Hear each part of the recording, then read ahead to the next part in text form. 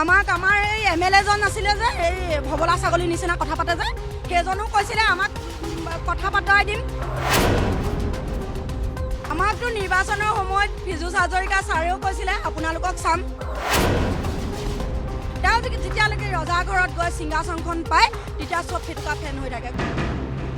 হয় কৃষ্ণা, এই মুহূৰ্তত সদৌ অসম যি উচ্চ প্ৰাথমিক মধ্যাহ্ন ভোজন ৰান্ধনি আৰু সহায়িকা সন্থাই তেওঁলোকে এই মুহূৰ্তত প্ৰতিবাদ সাব্যস্ত কৰিছে, GS ৰোড অৱৰোধ কৰিছে। পোনপটীয়াকৈ সেই দৃশ্য মই দেখুৱাবলৈ চেষ্টা কৰিম।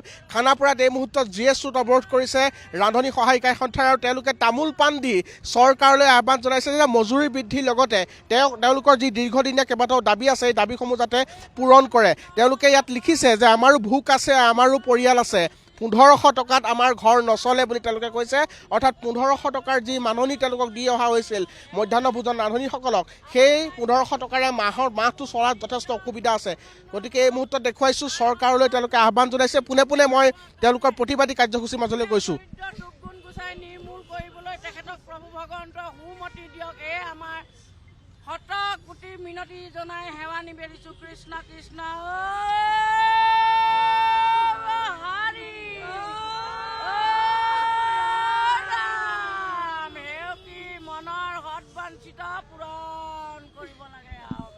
তেওঁলোকৰ চকুত আমি চকুলো দেখিছোঁ। আমি পোনে পোনে মন্তব্য ল'বলৈ চেষ্টা কৰিম। বাইদেউ, আপোনালোকৰ চকুত চকুলো, আজি আপোনালোকে ৰাজপথলৈ ওলাই আহিব লগা হৈছে, কি কাৰণে? আজি মুখ্যমন্ত্ৰী ডাঙৰীয়াক আমি যদি আমাৰ নাৰীসকলৰ দুখ বুজি পায়, যদি মাতৃসকলৰ দুখ বুজি পায়, আপুনি আজি আমাক 2 মিনিটৰ কাৰণে সময় দিয়ক। আপুনি ইমান ভাল কাম কৰি আছে, আপুনি দুখীয়াৰ দুখ বুজিছে, কিন্তু এই আই মাতৃসকলৰ কিয় দুখ বুজি পোৱা নাই? আপোনাক আমি হাতযোৰ কৰি কৈছোঁ, আপুনি আজি গুৱাহাটীতে আছে, আমি জানিব পাৰিছোঁ। আপুনি যদি সঁচাকৈ মৰমৰ ৰজা আপুনি হয়, আপুনি আপোনাৰ আসনখনৰ পৰা 2 মিনিট সময় আমাক দিয়ক ছাৰ।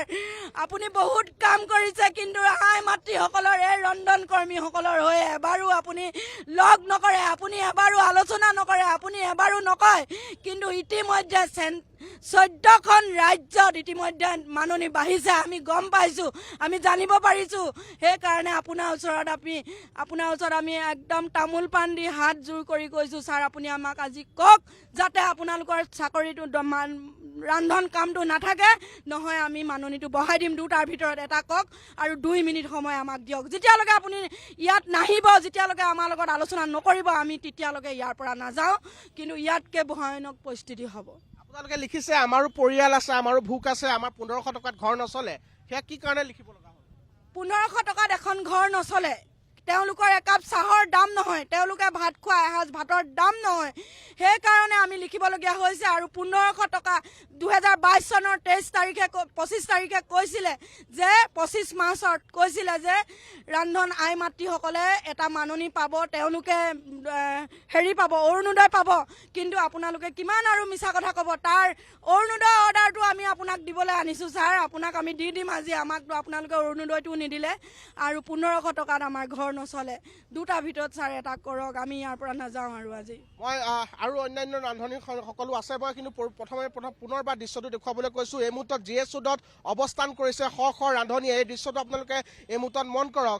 তেওঁলোকে বিভিন্ন সময়ত তেওঁলোকে প্ৰতিবাদ কৰি আহিছে চৰকাৰক। তেওঁলোকে বহুকেইটা দাবী জনাইছিল। ৰান্ধনিসকলে মধ্যাহ্ন ভোজন ৰান্ধনিসকলৰ কেইবাটাও দীৰ্ঘদিনীয়া দাবী আছিল, কিন্তু সেই দাবীসমূহ চৰকাৰে এই মুহূৰ্তলৈকে কাণসাৰ দিয়া নাই। আৰু যাৰ পৰিপ্ৰেক্ষিতত আজি পুৱাই এই মুহূৰ্তত গুৱাহাটীৰ GS ৰোড অৱৰোধ কৰি তেওঁলোকে প্ৰতিবাদ সাব্যস্ত কৰা দেখিবলৈ পোৱা গৈছে। আৰু আমি ৰান্ধনিসকলৰ চকুত এক প্ৰকাৰ চকুলো দেখিছোঁ। আৰু অন্যান্য ৰান্ধনিসকল আছে, আমি তেওঁলোকৰ পৰাও মন্তব্য ল'বলৈ চেষ্টা কৰিম। তেওঁলোকে বহু দাবী কৰিছিল, একাধিক দাবী আছে মজুৰি বৃদ্ধিৰ লগতে। আৰু কি কি দাবী আপোনালোকৰ আছে?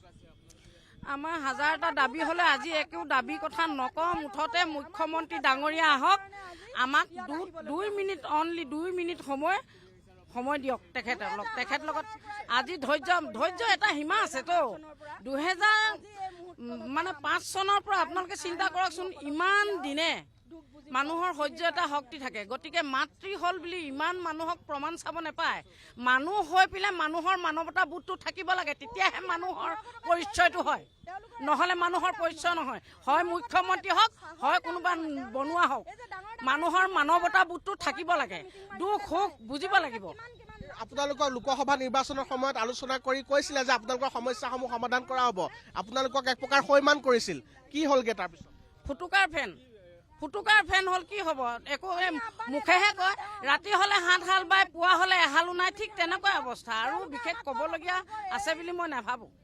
এই দৃশ্যসমূহ চাওক, এই মুহূৰ্তত সতীৰ্থ ময়ূৰে দেখুৱাবলৈ চেষ্টা কৰিছে NKTVৰ দৰ্শকসকলক। তামোল পাণ লৈ তেওঁলোকে ৰাজপথত এনেধৰণে চৰকাৰলৈ তামোল পাণ আগবঢ়াই, অৰিহণা আগবঢ়াই এই ধৰণে তেওঁলোকে প্ৰতিবাদ কৰিবলগীয়া পৰিস্থিতিৰ সৃষ্টি হৈছে। আৰু মই দেখুৱাবলৈ চেষ্টা কৰিছোঁ, ৰাজ্যৰ বিভিন্ন প্ৰান্তৰ পৰা শ শ ৰন্ধন কৰ্মী তেওঁলোকে বিদ্যালয়সমূহত তেওঁলোকে মধ্যাহ্ন ভোজনৰ তেওঁলোকে কাম কৰে, আৰু সেই মধ্যাহ্ন ভোজনৰ ৰন্ধন তথা সহায়িকা যিসকল কৰ্মী আছে তেওঁলোকে আজি এনেধৰণে প্ৰতিবাদ কৰিবলৈ অহা দেখিবলৈ পোৱা গৈছে। পূৰ্বতে তেওঁলোকে চচলত প্ৰতিবাদ কৰিছিল, কিন্তু চচলৰ সেই প্ৰতিবাদৰ ভাষা চৰকাৰে বুজি নোপোৱাৰ পৰিপ্ৰেক্ষিতত এতিয়া মুখ্যমন্ত্ৰীৰ পৰা 2 মিনিট সময় বিচাৰিছে। মুখ্যমন্ত্ৰীৰ পৰা 2 মিনিট সময় বিচাৰি তেওঁলোকে ইয়াত প্ৰতিবাদ কৰা দেখিবলৈ পোৱা গৈছে। বাইদেউ, আপোনালোকক নিৰ্বাচনৰ সময়ত প্ৰতিশ্ৰুতি দিছিল যে আপোনালোকৰ দাবীসমূহ পূৰণ কৰা হ'ব। আমাকতো নিৰ্বাচনৰ সময়ত ফিজুছ হাজৰিকা ছাৰেও কৈছিলে আপোনালোকক চাম। আমাৰ এই MLA জন আছিলে যে এই ভবলা ছাগলীৰ নিচিনা কথা পাতে যে, সেইজনো কৈছিলে আমাক কথা পাতাই দিম। আমাক কৈছিলে শিৱসাগৰ অখিল গগৈ ডাঙৰীয়াও কৈছিলে, তেওঁলোকে যেতিয়া এই সিংহাসনখন পায়, পৰমানন্দ ৰাজবংশী ডাঙৰীয়াও কৈছিলে আপোনালোকক আমি চাম। তেওঁ যেতিয়ালৈকে ৰজাৰ ঘৰত গৈ সিংহাসনখন পায় তেতিয়া চব ফেটুকা ফেন হৈ থাকে। গতিকে আমি আজি ইয়াৰ পৰা উঠি নাযাওঁ। মামাই আহক, মামাই আমাক লগ কৰক, মামাক আমি গুৰমান দি আপোনাক ধুনীয়াকৈ মাতিছোঁ, মামা আমাক আহক, 2 মিনিট আপুনি আমাক। জনতা ভৱনৰ পৰা মাত্ৰ 3-4 কিলোমিটাৰ নিলগত এই মুহূৰ্তত এনেধৰণে তেওঁলোকে প্ৰতিবাদ কৰিছে। মুখ্যমন্ত্ৰীক আহ্বান জনাইছে যে মুখ্যমন্ত্ৰী এবাৰ ওলাই আহক, এইসকল মধ্যাহ্ন ভোজন ৰান্ধনি সহায়িকাৰ তেওঁলোকৰ দুখ দুৰ্দশা মৰ্ম বেদনা অকণমান শুনক আৰু তেওঁলোকৰ সমস্যাসমূহ সমাধান কৰক। তেওঁলোকৰ মজুৰি দাবীৰ লগতে নিয়মীয়াকৰণ আৰু কেইবাটাও আচলতে অন্যান্য দাবী আছে। তেওঁলোকক অৰুণোদয় আঁচনিৰ অন্তৰ্ভুক্ত কৰাৰ প্ৰতিশ্ৰুতি দিছিল, সেই অনুসৰি চৰকাৰে এখন নিৰ্দেশনা উলিয়াইছিল, কিন্তু সেই নিৰ্দেশনা কাৰ্যত আচলতে কাৰ্যকৰী নহ'ল, যাৰ বাবে এনেধৰণে দেখিবলৈ পোৱা গৈছে অনিৰ্দিষ্টকালীন প্ৰতিবাদী কাৰ্যসূচী। কৃষ্ণা, এইখিনিতে মই সংযোগ কৰোঁ, কেৱল আজিয়ে নহয় কাইলৈৰ পৰাও অন্যান্য স্থানতো আচলতে এই প্ৰতিবাদ হ'ব বুলি তেওঁলোকে ঘোষণা কৰিছে।